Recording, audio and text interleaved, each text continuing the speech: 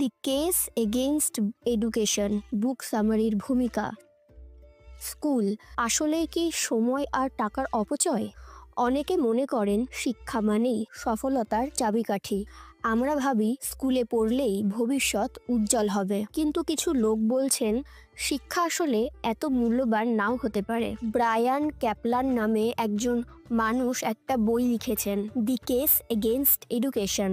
তার কথা শুনলে আমাদের প্রচলিত বিশ্বাসগুলো একটু নড়ে চলে যাবে। ক্যাপলানের মতে, আমরা স্কুলে অকারণেই অনেক বেশি সময় দিই, ক্লাসে বসে থাকি, লেকচার শুনি, ঘন্টার পর ঘন্টা পড়াশোনা করি, পরীক্ষার জন্য খেটে মরি, তার উপর স্কুল কলেজের জন্য কারি কারি টাকা খরচ করি, কিন্তু আসলে এর থেকে কি পাচ্ছি? ক্যাপলানের দাবি, আমরা স্কুলে যা শিখি তার বেশিরভাগই বাস্তব জীবনে কোনো কাজে লাগে না। চাকরির বাজারেও এগুলোর খুব একটা